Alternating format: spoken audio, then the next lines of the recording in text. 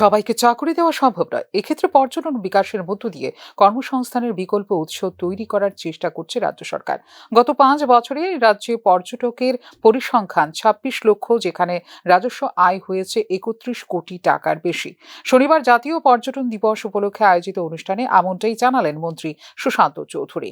যে ফুটফল পর্যটকদের তার যে সংখ্যা, সেটা আমাদেরকে বিশাল অনুপ্রেরণা যোগায়।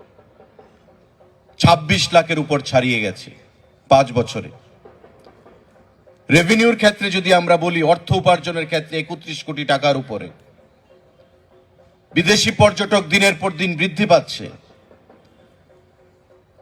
রাজ্যের বাইরের বিভিন্ন প্রদেশ থেকে পর্যটকের সংখ্যা দিনের পর দিন বৃদ্ধি পাচ্ছে। আমাদের অ্যাভেলেবেল যা পরিকাঠামো রয়েছে, সেই পরিকাঠামোগুলোর উপর ভর করেই আমাদের আজকের এই প্রচার এবং প্রসার। রাজ্যের পর্যটনের বিকাশে সৌরভ গাঙ্গুলিকে করা হয়েছে ব্র্যান্ড অ্যাম্বাসেডর।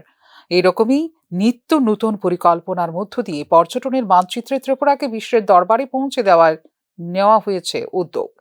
এদিন জানালেন পর্যটন মন্ত্রী সুশান্ত চৌধুরী। সৌরভ গাঙ্গুলিকে ব্র্যান্ড অ্যাম্বাসেডর করা আমাদের একটা সিদ্ধান্ত, যা বিগত দিনে ছিল না, এবং টুরিস্ট ফুটফলের মাধ্যমে সেটা আমরা প্রমাণ পেয়েছি যে তাতে ট্যুরিজমের বা টুরিস্টের সংখ্যা অনেকটাই বৃদ্ধি পেয়েছে। বন্ধুরা, এমন নিত্য নতুন চিন্তা ভাবনা নিয়ে আমরা এগিয়ে যেতে চাইছি। একদিকে যেমন পরিকাঠামোগত উন্নয়ন হবে, একদিকে যেমন অর্থ উপার্জন হবে, টুরিস্ট ফুটফলের সংখ্যা বৃদ্ধি পাবে, এবং আমাদের রাজ্য পর্যটনের মানচিত্রে ভারতবর্ষের মধ্যে একটা বিশেষ জায়গায় আমরা নিয়ে যেতে পারবো।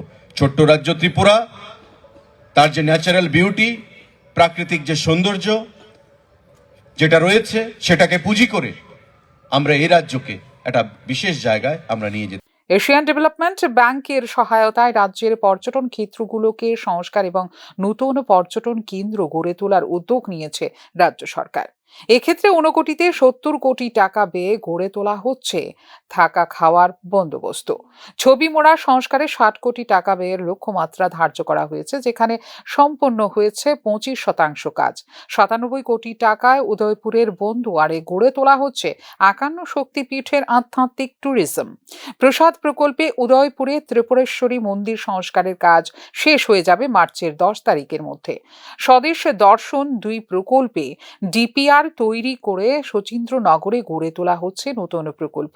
কসবা এবং চতুর্দশ দেবতা মন্দিরে সংস্কারের জন্য এশিয়ান ডেভেলপমেন্ট ব্যাংকের মাধ্যমে ব্যয় করা হবে 30 কোটি টাকা। এছাড়াও রাজ্যের 19টি জনজাতি অংশের সংস্কৃতিকে বিশ্বের দরবারে পৌঁছে দেবার উদ্যোগ নিয়েছে রাজ্য সরকার বলেও এদিন জানিয়েছেন পর্যটন মন্ত্রী Sushanta Chowdhury. Bureau report, news নাও।